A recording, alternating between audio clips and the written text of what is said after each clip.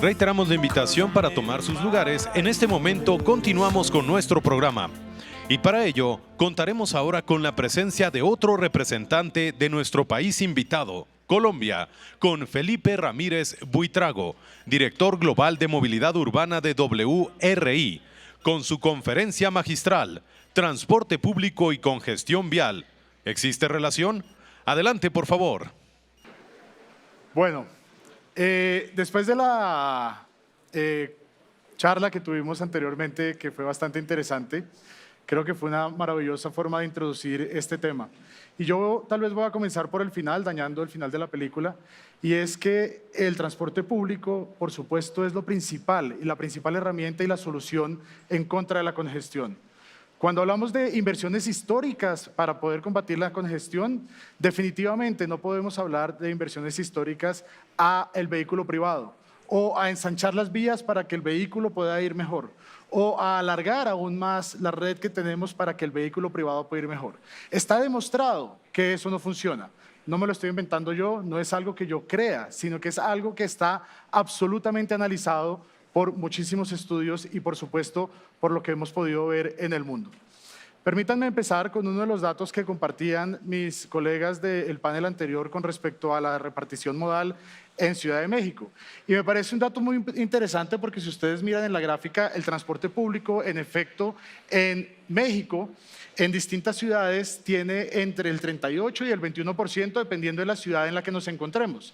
Sin embargo, si ustedes me preguntan, yo creo que es importante siempre considerar en la repartición modal cuando hablamos acerca de la congestión, no solamente al transporte público, como está considerado acá, sino también al peatón, a la bicicleta e incluso al transporte de personal.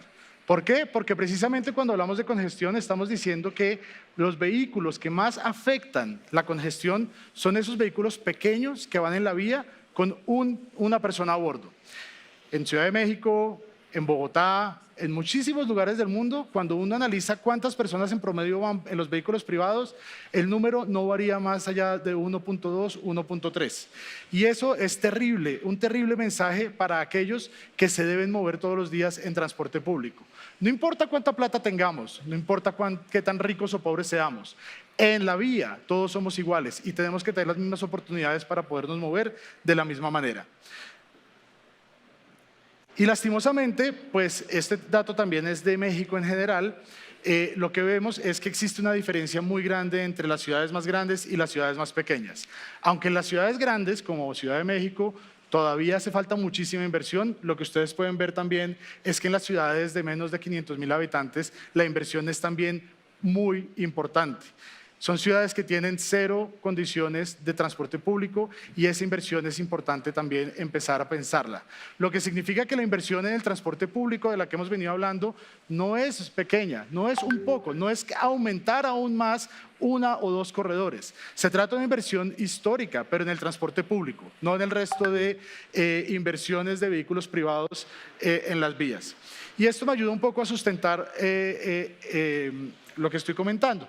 En Ciudad de México, si ustedes miran la distribución de cómo vive la gente, por supuesto existen unos centros más poblados que otros en la ciudad, lo cual uno podría pensar que es una ciudad bastante policéntrica de alguna manera, la gráfica de arriba. Sin embargo, cuando se trata de los lugares a donde deben acceder las personas, la ciudad empieza a concentrarse, aunque en un área grande, sí, en un área también muy concentrada, de una densidad importante. Eso significa que la ciudad, así como nos contaba Pedro ayer en Bogotá, se comporta también de una forma pendular. Hace que la ciudad tenga que dirigirse muchísimas personas masivamente a un mismo punto y eso, por supuesto, genera unas complicaciones importantes en términos de congestión.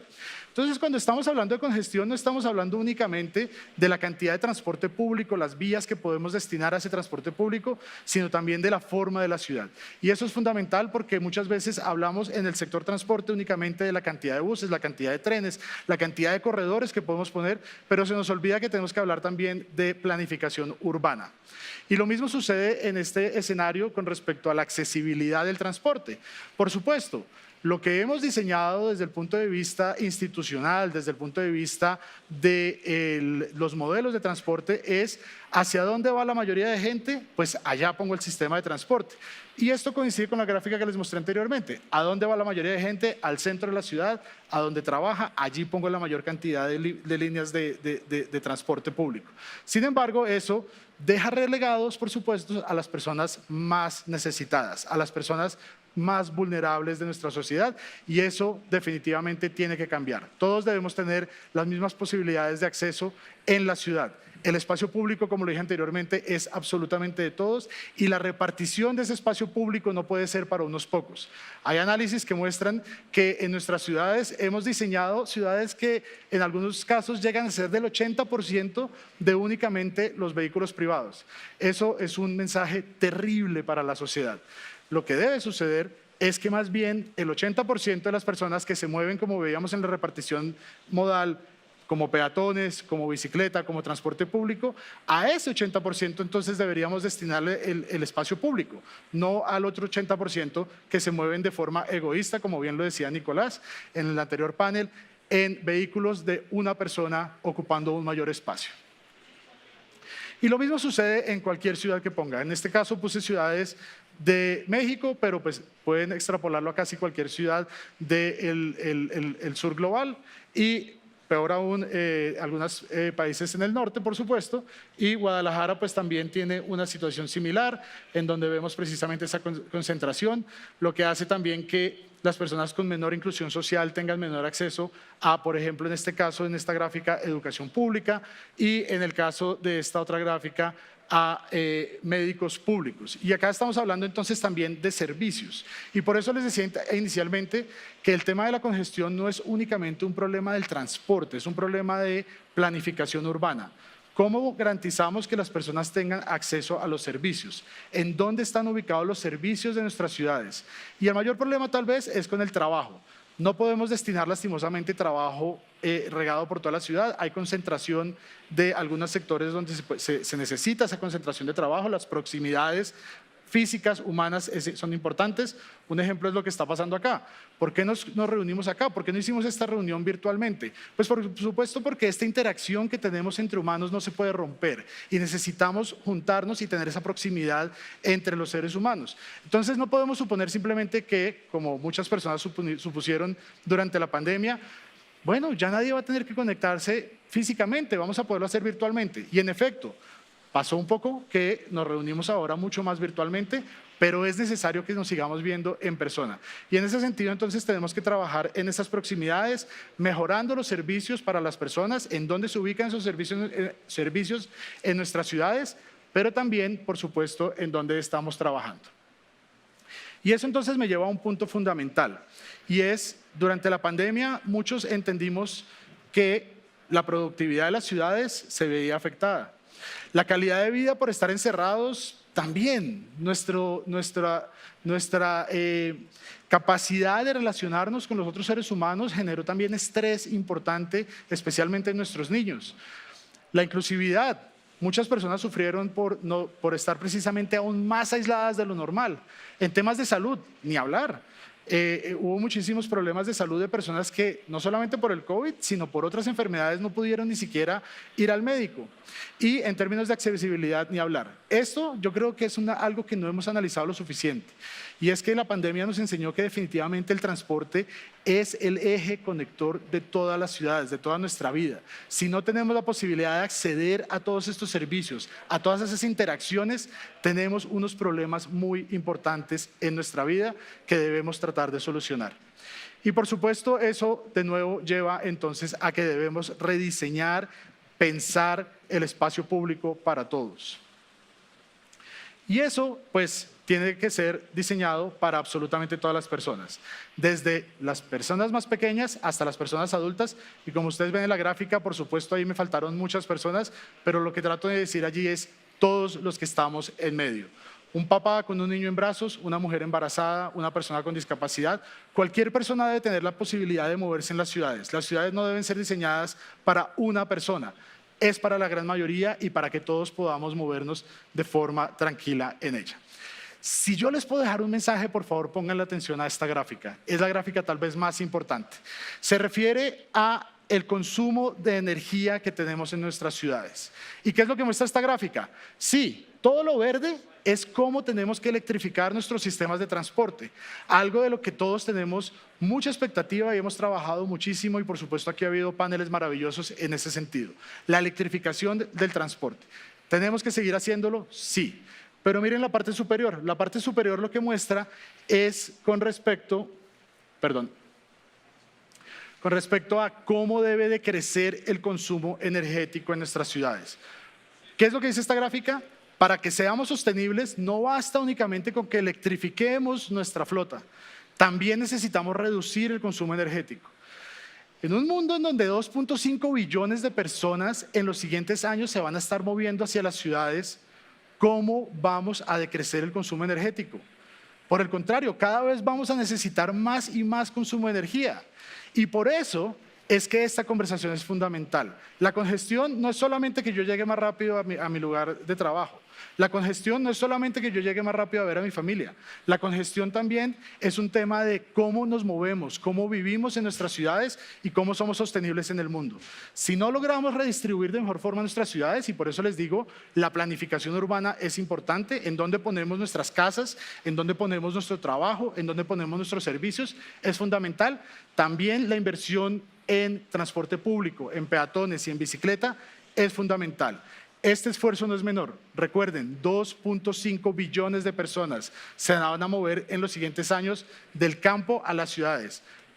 En Latinoamérica ya estamos bastante urbanizados. La gran mayoría de estos 2.5 billones de personas estarán haciéndolo principalmente en África y en Asia. Sin embargo, nosotros sabemos que nuestras ciudades no están bien diseñadas y tenemos que trabajar en ese rediseño unidos. Y en esto, por supuesto, no podemos dejar absolutamente a nadie atrás.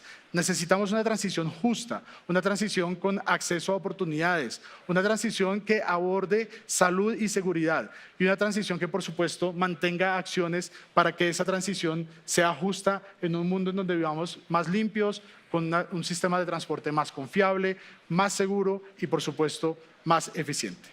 Y ahora quiero pasar a contarles un poco algunas historias.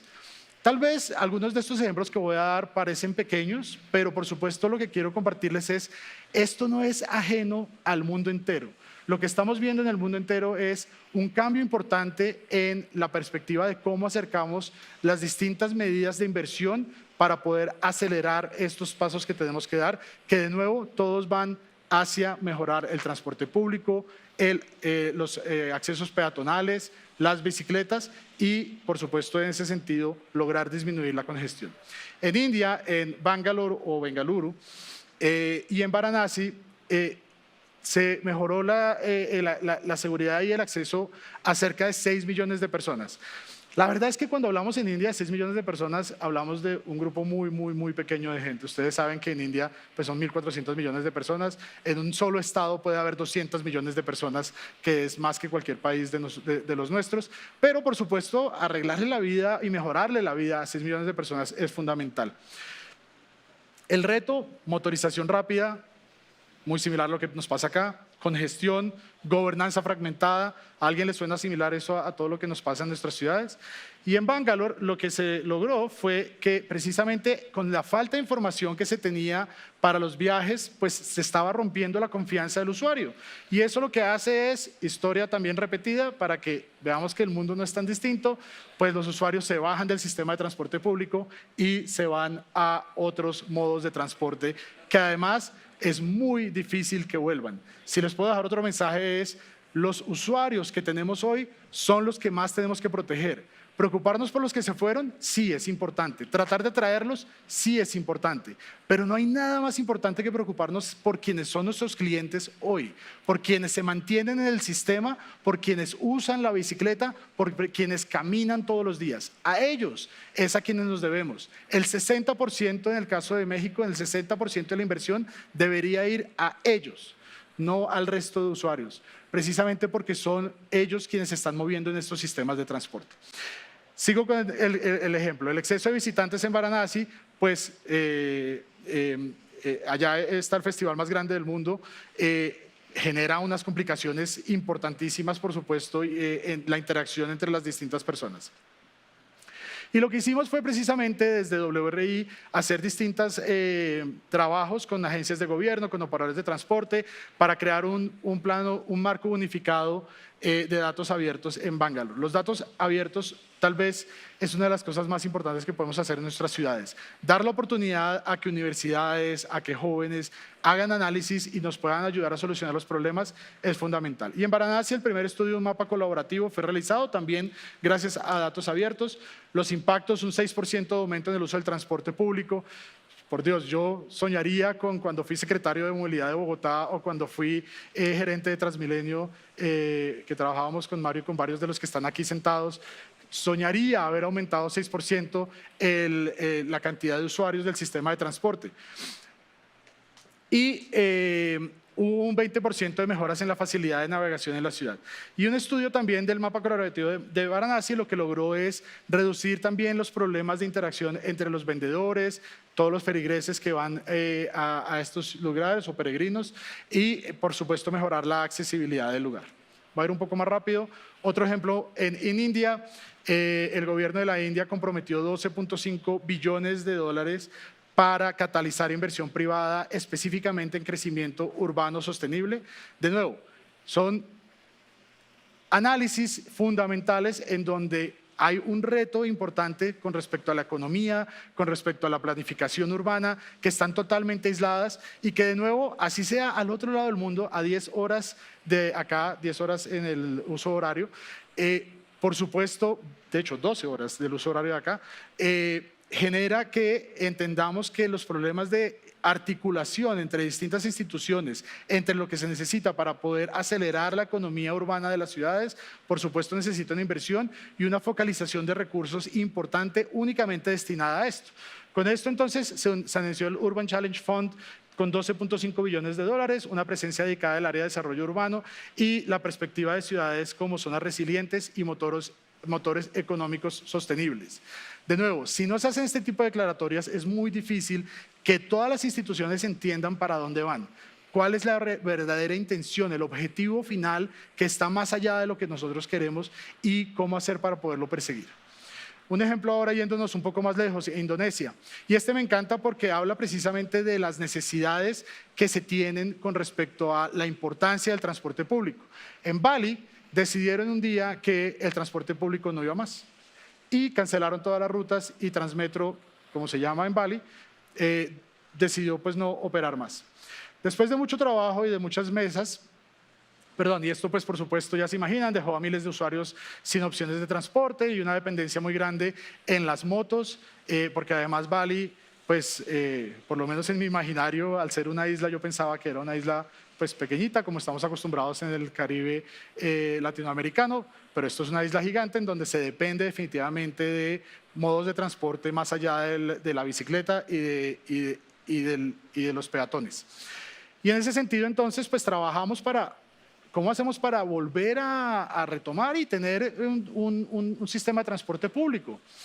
Y en ese sentido, entonces, pues con el gobierno se dedicó una inversión de 3.3 billones de dólares, muy pequeño si ustedes lo piensan, pero sin embargo eso tuvo un impacto gigante y es volver a tener un sistema de transporte público que ahora los siguientes pasos es retomar y volver a atraer usuarios. Pero solo ese pequeño acto de reiniciar el transporte público ya tuvo consecuencias importantes, sobre todo para las personas más vulnerables. Y es que redujo el 60% en los costos de algunas personas que se estaban transportando en la ciudad.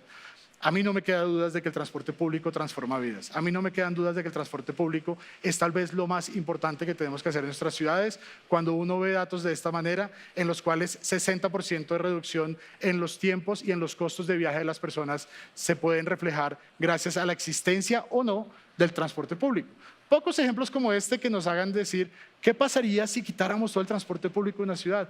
Pues simplemente no funciona. Deja de existir, la productividad se cae, la salud desmejora, absolutamente nada funciona.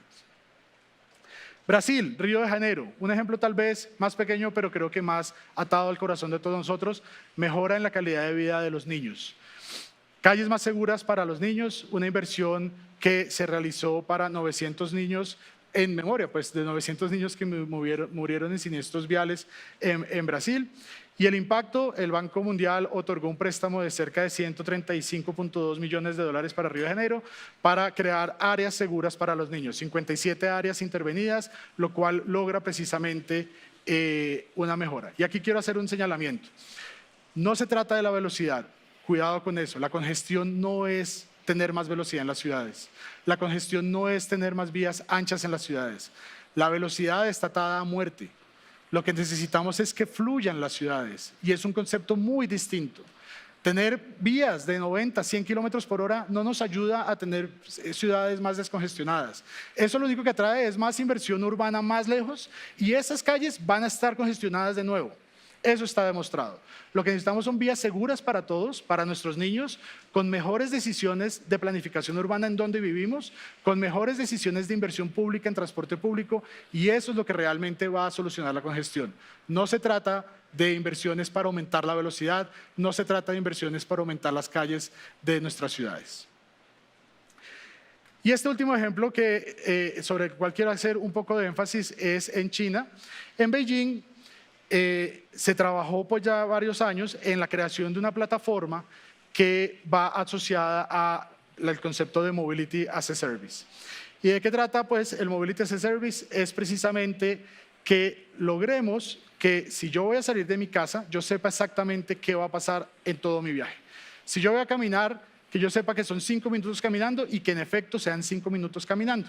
Si yo voy a tomar un bus, yo ya sé que cuando llegue después de esos 5 minutos de caminar, pues debo esperar 2, 3, 5, 10 minutos, pero yo ya tengo conciencia absoluta de lo que va a pasar. Y que en efecto el sistema sea tan confiable que llegue el bus o el metro o el bicitaxi o lo que sea que yo voy a utilizar en ese tiempo. Y luego el tiempo de viaje también, que sea confiable. Y luego cuando llego al trabajo, adivinen qué, también que yo sepa cuándo voy a llegar al trabajo. Y eso es fundamental. Si no podemos ofrecer eso a nuestros usuarios, de verdad no podemos competir contra la moto, no podemos competir contra los vehículos privados. Y hacia allá tenemos que ir. ¿Por qué me parece tan interesante este ejercicio? En Beijing lo que hicieron fue trabajar en conectar en esta plataforma peatón, bicicleta y transporte público. Y esa conexión la hicieron ofreciéndole al usuario no solamente un buen servicio, sino un crédito al final del viaje por el hecho de haber hecho su viaje de esa forma organizada. Y aquí quiero llamar la atención de algo. Cuando yo era gerente de Transmilenio, le pregunté a una persona que quiero muchísimo y que trabajaba conmigo, cómo había estado siendo su tiempo de viaje últimamente. Y lo hice intencionalmente porque yo sabía que habíamos hecho una mejora en el sistema. Y esta persona lo que me respondió fueron, mire, la verdad creo que me estoy levantando más temprano o estoy haciendo el desayuno más rápido.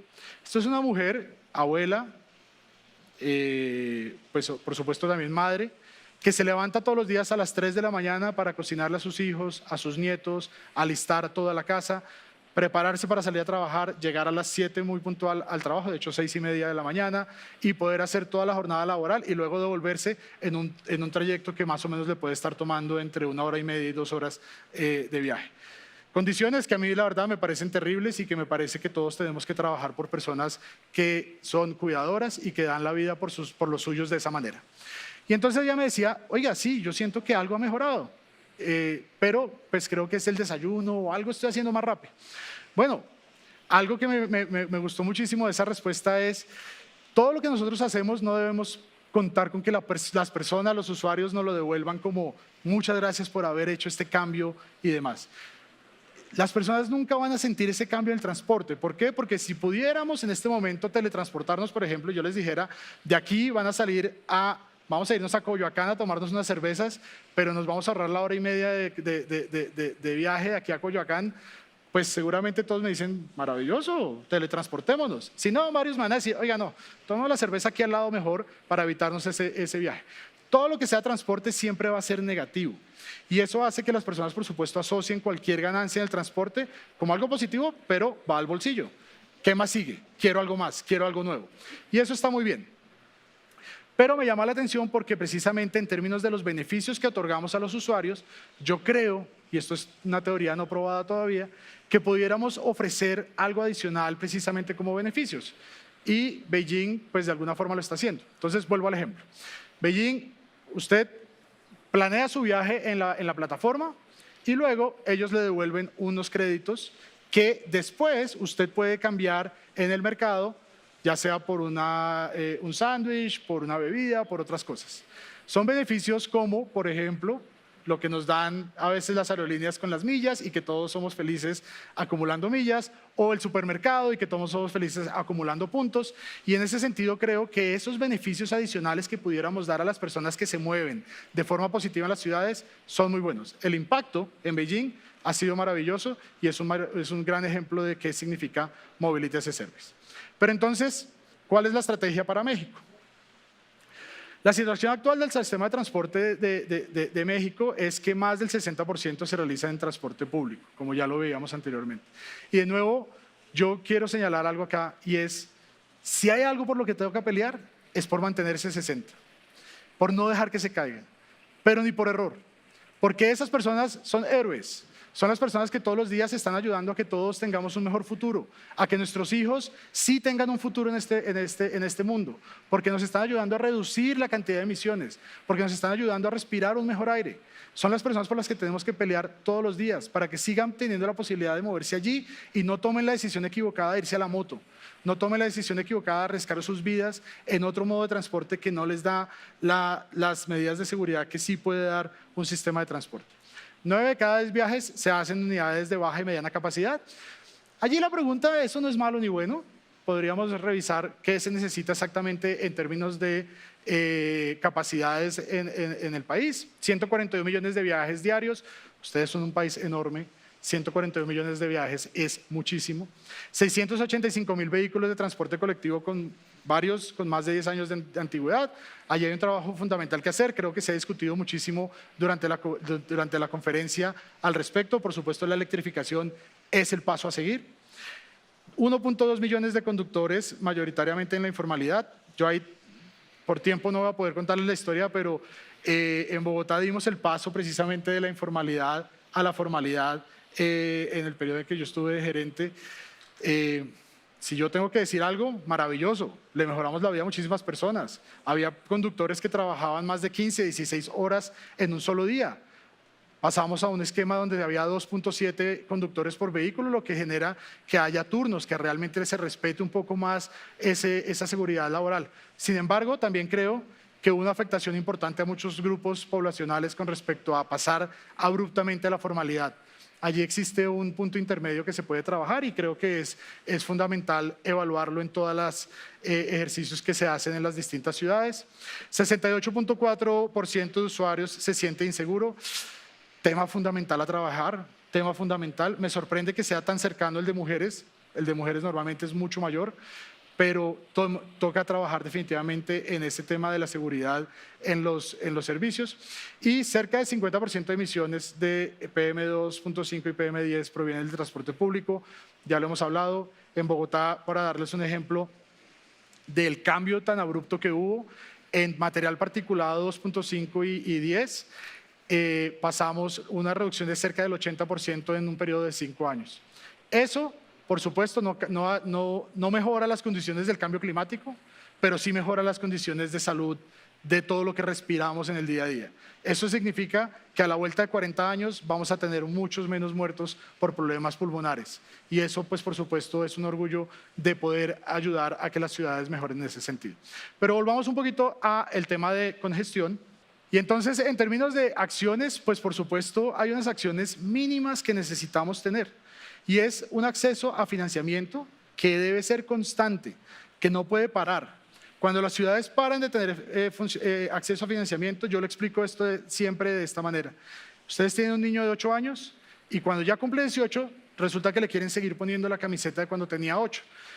Pues el chino ya no cabe ahí.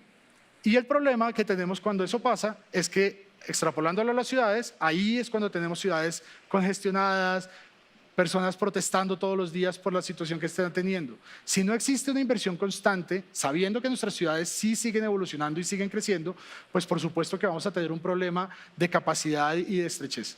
Acción local y nacional. Necesitamos, por supuesto, que haya una coordinación entre lo local y lo nacional.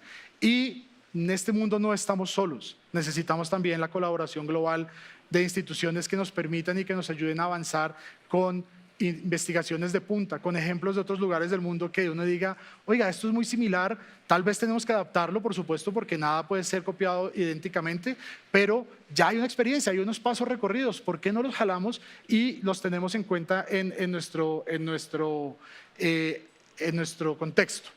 Y en términos de impacto, por supuesto, esto debería influenciar temas de clima, temas de equidad, temas de salud y, muy importante también, temas de desarrollo económico. Y hay unos elementos claves que ya he venido mencionando, pero simplemente para resumirles un poco en algunos puntos, para concretar un poco más qué es lo que yo considero debe ser fundamental en esto. La confiabilidad del servicio. De nuevo, entre más confiable sea nuestro servicio, mucho mejor. Si yo hago una promesa de valor a mis usuarios, que en 5 minutos su bus va a pasar, tiene que ser 5 minutos. No es 1 minuto más, no es 1 minuto menos. Es 5 minutos. No es porque somos latinoamericanos, entonces somos un poquito desordenados y entonces nos podemos dar esa gabela. No, tenemos que lograr con la tecnología que tenemos avanzar a que la confiabilidad sea algo que sea una promesa de valor a nuestros usuarios. Es la única manera que ese 60% de personas que usan el transporte público no decida irse a otros modos de transporte. La constancia en la financiación, ya lo mencioné. Si no hay constancia en la financiación, apague y vámonos. Tenemos que seguir invirtiendo en infraestructura, en flota, en operación. Esto es necesario. No podemos enchufar y desenchufar, enchufar y desenchufar. Vamos a quemar el bombillo. Tenemos que seguir invirtiendo y haciendo que la financiación funcione. Beneficios, de nuevo, también ya hablé. No nos quedemos solamente en los beneficios de tiempo que le damos a los usuarios. No nos quedemos solamente en los beneficios de accesibilidad que le damos a los usuarios. Mejoremos esos y busquemos qué otros beneficios podemos darle a los usuarios. No estamos solos, el sector transporte no solamente tiene que hablar con el sector transporte, necesitamos hablar con el sector energético, necesitamos hablar con antropólogos, necesitamos hablar con personas que sepan de economía del comportamiento, necesitamos ampliar nuestro círculo para entender cuáles son esos beneficios que debemos darle a los usuarios. Y finalmente, por supuesto, la institucionalidad. Es fundamental que sigamos trabajando en fortalecer nuestras instituciones, que tengamos la facultad de poder responder a las necesidades, que tengamos gente capacitada en nuestros lugares de trabajo para que puedan responder a las necesidades de nuestra sociedad.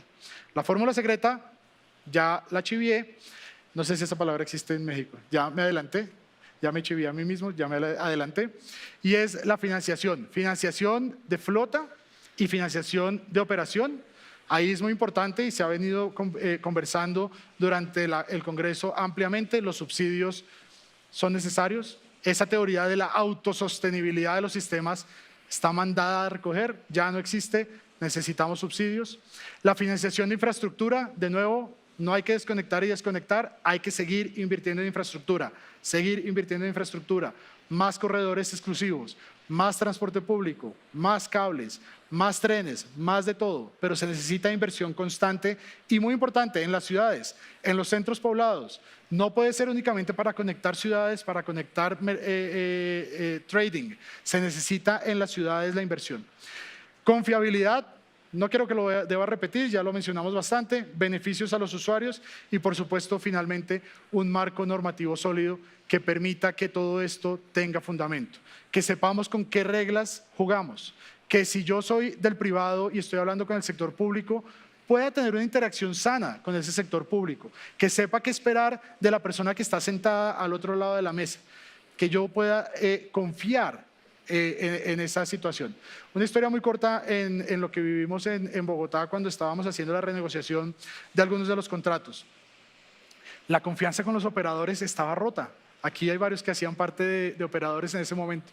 Y la confianza no existía, pero pues necesitábamos encontrar anclas, cómo poder conectar los puntos para poder volver a tener ese ejercicio de confianza entre el sector público, el sector privado y distintos actores.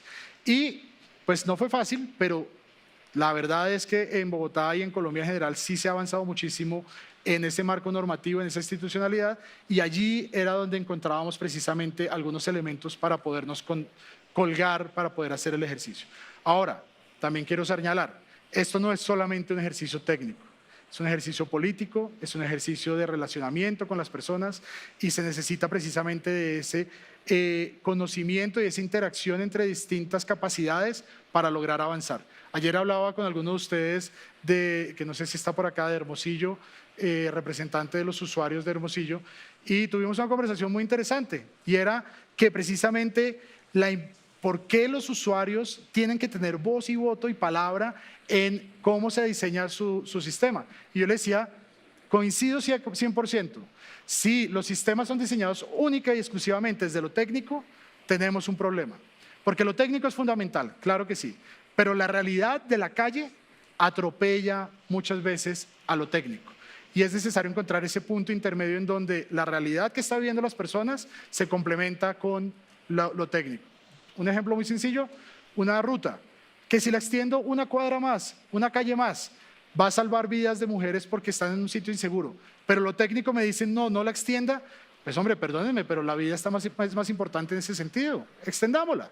Un ejemplo muy sencillo, simplemente para expresar lo que quiero decir con respecto a lo técnico y lo funcional, que por supuesto trasciende mucho más allá. Con esto termino. Muchísimas gracias por escucharme.